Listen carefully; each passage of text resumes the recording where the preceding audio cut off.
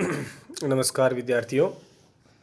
हम प्रयोजनमूलक हिंदी के अंतर्गत संचार के प्रकार के बारे में अध्ययन कर रहे थे। कल हमने औपचारिक और अनौपचारिक संचार के बारे में पढ़ा। उसी क्रम में हम आगे चलते हैं। संचार का अगला प्रकार है क्षैतिजिक संचार। क्षैतिजिक संचार के दो रूप होते हैं, एक अधोमुखी और दूसरा ऊर्ध्वमुखी। सामान्य स्थिति में कोई संदेश उच्च वर्गीय प्रशासक की ओर से अन्य कर्मचारियों या अधीनस्थों तक पहुंचाना होता है तो वह अधोमुखी कहलाता है। यानी अधोमुखी का मतलब ऊपर से नीचे तक, ऊर्ध्वमुखी का मतलब होता है नीचे से ऊपर तक। कोई भी शासन व्यवस्था होती है या कोई संगठन की व्यवस्था होती है जिसमें कोई भी संदेश ऊपर से लेकर के नीचे निम्नतम कर्मचारी तक पहुंचाया जाता है, वो अधोमुखी संचार कहलाता है, जिसका रेखीय चित्रण निम्नलिखित रूप में होता है। अब हम इसको एक रेखा चित्र के माध्यम से समझ सकते हैं कि कौन कौन सी कड़ी होती है और किस प्रकार से वो संचार है, वो अधोमुखी संचार है, वो काम करता है। अधोमुखी संचार में दो चीज़ें हैं। पहला है साधारण सभा, दूसरा है संचार के साधन। यानी जो संचार पहुंचाने वाले वो और किन साधनों के माध्यम से पहुंचाया जाता है, वो दोनों चीज़ें इसमें महत्वपूर्ण है। तो सबसे पहले हम साधारण सभा की बात करते हैं तो इसमें शीर्ष पर होता है अध्यक्ष, उसके नीचे होता है उपाध्यक्ष और फिर उसके नीचे है प्रबंध निदेशक, फिर नीचे आता है प्रबंधक। अब प्रबंधक में कई प्रकार के प्रबंधक होते हैं, जैसे संयंत्र प्रबंधक, उत्पादन प्रबंधक, वित्त प्रबंधक, विपणन प्रबंधक, श्रम प्रबंधक। कार्य के आधार पर कर्मियों का विभाजन, यानी इसमें जो कर्मचारी कार्य को नियंत्रित करता है, उसका प्रबंध करता है, उसके आधार पर हम इसके अलग अलग प्रकार से इसको हम विभाजित कर सकते हैं। दूसरा इसका रूप है वो है संचार के साधन। यानी वो कौन से साधन होते हैं जिससे समाचार शीर्ष से नीचे की ओर भेजा जाता है या पहुंचाया जाता है। तो सबसे पहले आता है मौखिक साधन। मौखिक साधन में व्यक्ति निर्देश दे सकते हैं या कोई व्याख्यान दे सकते हैं या कोई संगोष्ठी के माध्यम से संचार है वो पहुंचाया जाता है, या साक्षात्कार लिया जाता है, या विचार विमर्श, या सीटी घंटी घंटी बजा करके भी संदेश दिया जाता है। जैसे अपने स्कूलों में घंटी बजती है कि आधी छुट्टी हो गई, स्कूल लग गई या पूरी छुट्टी हो गई, या घंटी बजाते कोई कर्मचारी है वो ऑफिस में हाजिर होता है। मोबाइल से भी संचार साधन भेज सकते हैं हम, और स्लाइड्स कंप्यूटर या टीवी के माध्यम से भी हम ये भेज सकते हैं। ये मौखिक साधन हो गए। अब बात करते हैं लिखित साधनों की। लिखित साधनों में निर्देश है, आदेश है, परिपत्र है, हाउस ऑर्गन्स है, बुलेटिन बोर्ड है, पोस्टर है, नियम पुस्तिका है, हस्त संकेत है, सूचना रेख है। ये सारे के सारे साधन होते हैं वो लिखित साधन होते हैं अधोमुखी संचार में संचार को निम्न तक पहुंचाने के लिए। क्षैतिज संचार के निम्नलिखित भेद है। पहला भेद आता है अधोमुखी संचार। थोड़ा सा इसको हम विस्तृत से पढ़ते हैं, कई बार इस पर भी टिप्पणी लिखनी आ जाती है, छोटा प्रश्न आ सकता है। अधोमुखी संचार में लिखित एवं मौखिक माध्यम का उपयोग दोनों औपचारिक और अनौपचारिक रूप में होता है।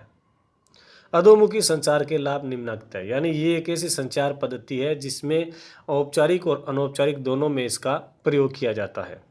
अब इसके लाभ के बारे में पढ़ते हैं। पहला लाभ है अधोमुखी संचरण व्यवस्था संस्थागत उद्देश्यों और नीतियों की जानकारी देने में सहायक है। यानी कोई संस्था है, कोई संगठन है, समूह है, तो उसके क्या उद्देश्य है, उसकी क्या नीतियां हैं, तो इसके बारे में जानकारी हमें मिलती है। दूसरा है अधोमुखी संचार मौखिक और लिखित संचार माध्यमों का उपयोग होता है, लेकिन अधिकांशतः इस व्यवस्था में लिखित संचार अधिक प्रभावी होता है। यानी मौखिक और लिखित दोनों का प्रयोग कर सकते हैं, लेकिन मौखिक के बजाय लिखित है वो ज़्यादा प्रभावी होता है। नंबर 3 पर लाभ है अधोमुखी संचार द्वारा प्रतिक्रियाओं की गुणवत्ता में परिमार्जन संभव है। यानी जो क्रिया प्रतिक्रिया होती है दो व्यक्तियों के मध्य या संगठनों के मध्य, तो उसमें जो गुणवत्ता है उसमें हम परिमार्जन कर सकते हैं, हम उसका सुधार कर सकते हैं। अधोमुखी संचार व्यवस्था साक्ष्य निर्माण में सहायक होती है, यानी एक साक्ष्य होता है लिखित रूप में कि ये संचार व्यवस्था में इस हिसाब से हमें निर्देश है वो दिए गए थे। अधोमुखी व्यवस्था में विषय वस्तु का अवलोकन, पुनरावलोकन भविष्य के संदर्भ में किया जाता है। लेकिन अधोमुखी संचार की निम्नलिखित हानियां भी होती हैं, यानी कुछ फायदे हैं तो कुछ नुकसान भी है। पहला नुकसान है इसमें कि संदेश संचार में अधिक समय लगता है। हमने पढ़ा था अनौपचारिक समाचार में कोई भी समय नहीं लगता है, क्योंकि उसमें हाव भाव और संकेतों के माध्यम से संचार भेजा जाता है। तो अधोमुखी में थोड़ा सा समय ज़्यादा लगता है, क्योंकि एक शीर्ष स्तर पर बैठा हुआ अधिकारी अपने नीचे के अधिकारी को संदेश देता है, तो एक पूरी प्रक्रिया के तहत भेजा जाता है, तो इसमें समय लगता है। दूसरा नुकसान है प्रतिपुष्टि का कोई महत्व नहीं होता, यानी वापस लौट करके कोई जवाब या प्रतिपुष्टि है उसकी नहीं आती है। तीसरा, एक मार्गीय संचार के कारण स्पष्टीकरण, शिकायत आदि की संभावना नहीं है। कोई स्पष्टीकरण नहीं मांग सकता है, कोई शिकायत भी नहीं कर सकता है, क्योंकि उसमें संचार केवल एक मार्ग ही चलता है, यानी ऊपर बैठा हुआ वो अधिकारी है, वही नीचे वालों को निर्देश देता है। संचार में लचीलापन होना चाहिए, जबकि वास्तव में अधोमुखी संचार की प्रकृति जड़वत होती है, यानी उसमें लचीलापन नहीं है, उसमें परिवर्तन भी संभव नहीं है। सूचनाएं संचरण करने से पूर्व अधीनस्थों के विचारों की जानकारी तक नहीं ली जाती है, यानी जो नीचे के लोग कार्मिक काम करते हैं उनसे कोई जानकारी नहीं ली जाती है कि हम ये आदेश है या हम ये सूचनाएं भेज रहे हैं या निकाल रहे हैं, तो इसमें संगठन का, समूह का लाभ है या हानि है, ऐसी उनसे कोई भी वार्तालाप नहीं की जाती है। अब क्षैतिजिक संचार का दूसरा रूप है ऊर्ध्वमुखी संचार। ऊर्ध्वमुखी संचार अधोमुखी के बिल्कुल विपरीत है। जब संचार में विचारों का आदान प्रदान नीचे से ऊपर की होता है तो उसे ऊर्ध्वमुखी संचार कहते हैं। अधोमुखी में क्या होता है, ऊपर से नीचे की ओर होता है, जबकि ऊर्ध्वमुखी संचार व्यवस्था में संचार है वो नीचे से ऊपर की ओर होता है। जब कोई संप्रेषक अपने उच्च अधिकारी को कोई सुझाव देता है तब ऊर्ध्वमुखी संचरण लिखित या मौखिक माध्यमों के आधार पर संभव होता है, जिसमें रिपोर्ट है, सुझाव है, शिकायत एवं ग्रीवांस पर पत्रों से होता है। ऊर्ध्वमुखी संचार का रेखीय चित्रण निम्नलिखित रूप से किया जा सकता है, यानी हम इसको थोड़ा सा एक रेखा चित्र के माध्यम से भी हम समझ सकते हैं। उसी प्रकार के दो भेद है इसमें भी। ऊर्ध्वमुखी संचार में पहले साधारण सभा, फिर संचार साधन। साधारण सभा में अध्यक्ष है, उपाध्यक्ष है, प्रबंध निदेशक है, प्रबंधक है, वही संयंत्र प्रबंधक, उत्पादन, वित्त, विपणन, श्रम, जो हमने पहले पढ़े थे अधोमुखी में, वैसे के वैसे ही व्यवस्था इसमें है। अब जो संचार के साधन है वो इसमें थोड़े परिवर्तित है। सबसे पहले सुझाव, इसमें सुझाव भी आमंत्रित किए जाते हैं अपने से शीर्ष अधिकारियों से। शिकायत, अगर मान लो संचार व्यवस्था कोई कार्य को करने में सही सुचारू रूप से संचालित नहीं हो रही है तो उसकी शिकायत भी की जा सकती है। सलाह, एक दूसरे सलाह लेकर के भी संचार का आदान प्रदान होता है। बैठक, टेलीफोन, व्यक्तिगत पत्र, सूचना सर्वेक्षण और समिति के कार्यकलाप एवं वार्ता, ये सारे के सारे ऊर्ध्वमुखी संचार में संचार भेजने के साधन हैं सारे के सारे ये। अब हम बात करते हैं लाभ। ऊर्ध्वमुखी संचार के निम्नलिखित लाभ होते हैं। पहला, ऊर्ध्वमुखी संचार उपयोगी सूचना एवं तथ्य देने में उपयोगी है, जिनके आधार पर निर्णय में आसानी रहती है, क्योंकि इसमें सूचनाएं नीचे से ऊपर जाती है, तो इसका मतलब है कि सूचनाएं प्रामाणिक है, तथ्य है वो अच्छे होंगे, उपयोगी होंगे, जिसके आधार पर ऊपर बैठे अधिकारी को निर्णय लेते हैं तो उसमें आसानी रहती है।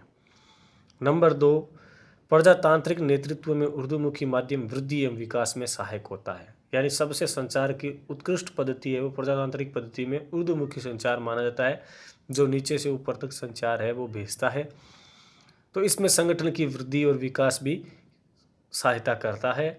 तो कुल मिलाकर संचार साधनों में ऊर्ध्वमुखी संचार है वो अच्छा है। हमारे प्रजातांत्रिक पद्धति में ग्राम से लेकर के हमारे देश की राजधानी तक संचार व्यवस्था को भेजना ऊर्ध्वमुखी संचार कहलाता है। तीसरा लाभ, संस्था के प्रभावी संचालन के लिए ऊर्ध्वमुखी संचार में ईमानदारी, कर्तव्यनिष्ठता एवं सहभागी अभिवृत्ति की वृद्धि होती है।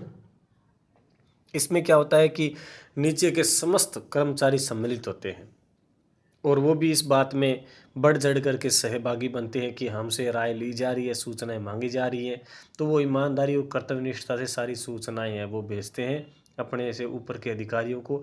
तो इसमें सहयोग और सहभागिता में वृद्धि होती है। नंबर 4 लाभ इसका है, इस व्यवस्था के अंतर्गत प्रबंधकों को अपने अधीनस्थ कर्मचारियों के कार्यों, उपलब्धियों, भावी योजनाओं के विषय में समय समय पर जानकारी मिलती रहती है और उनके विचारों से अवगत रहते हैं। इसका सबसे बड़ा फ़ायदा यही है कि जो नीचे कर्मचारी होते हैं उनको अपने कार्यों के बारे में, उनकी क्या उपलब्धियां हैं या संगठन या समूह के लिए भावी क्या योजनाएं बनाई जा रही है, इसके बारे में उनको जानकारी मिलती रहती है, क्योंकि ये समूह या संगठन में सबसे नीचे के स्तर पर काम करते हैं, तो इसलिए इनको वो जानकारियां भी मिलती रहती है। प्रभावी प्रतिपुष्टि का निर्माण इस संचार व्यवस्था में संभव है, क्योंकि इसमें प्रतिपुष्टि भी मिलती है। कोई भी मान लो नीचे से ऊपर तक कोई बात पहुंचाई जाती है, तो वो बात ऊपर स्वीकृत होती है या नहीं होती है, उसके प्रति क्या निर्णय लिया गया है, क्या कार्रवाई की गई है, तो इसमें प्रतिपुष्टि होती है। लेकिन अधोमुखी संचार व्यवस्था में प्रतिपुष्टि नहीं होती है। ऊर्ध्वमुखी संचार में एक द्विमार्गीय व्यवस्था होती है, यानी ये एक द्विमार्गीय व्यवस्था है क्योंकि ये नीचे से लेकर ऊपर तक के अधिकारियों को भेजी जाती है। तो जब सूचना नीचे के स्तर से जाती है, प्रामाणिक जानकारी जाती है, तो ऊपर तक जाती है, तो उनमें प्रतिपुष्टि, सहयोगिता, प्रामाणिकता आदि गुणों में वृद्धि होती है। तो इस प्रकार से हमने क्षैतिजिक संचार के बारे में अध्ययन किया। इस पर टिप्पणी या इस पर बड़ा प्रश्न लिखना आ सकता है। इसके 2 भेद हैं, अधोमुखी जो ऊपर से नीचे तक भेजा जाता है संचार, और दूसरा भेद इसका होता है ऊर्ध्वमुखी जो नीचे से ऊपर तक भेजा जाता है। तो ये 2 संचार के प्रकारों के बारे में हमने अध्ययन किया। आज के लिए हम इतना ही पढ़ेंगे, बाकी का कल।